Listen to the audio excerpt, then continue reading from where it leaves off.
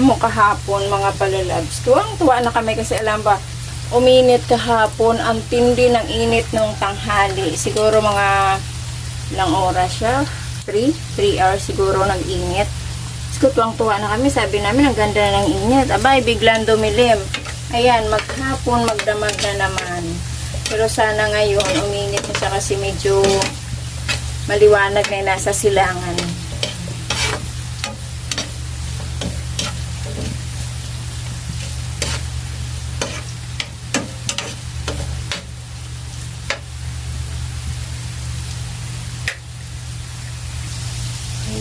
Ilagay na natin ang ating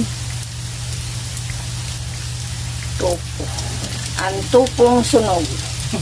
Hindi naman siya sunog yun kasi yung itim nga nung pinirituhan ko sa ng baboy kasi yung baboy mayroong ano yun, nor seasoning. Kaya umitim siya sa kawali.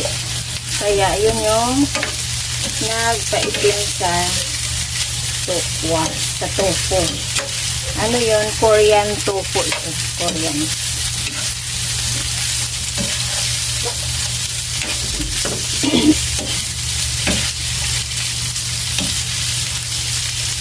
Tapos, lagyan natin siya ng nor seasoning.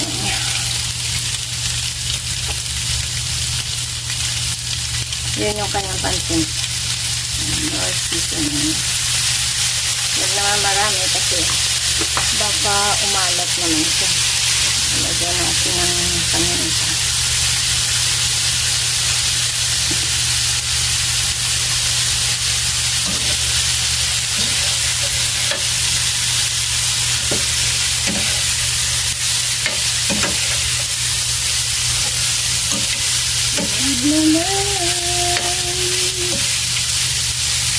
Ito na naman ang ating recipe for today's Friday.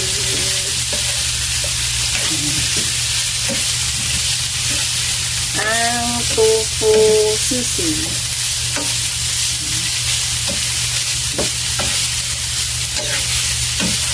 Wala na ang kanyang sili, oh. O, diba?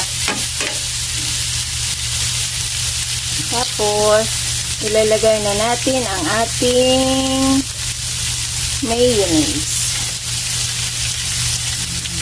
Madali lang kasi naka-ready na kaagad lahat yung ibang ano niya, ibang ingredients niya kasi naka-ready na lahat.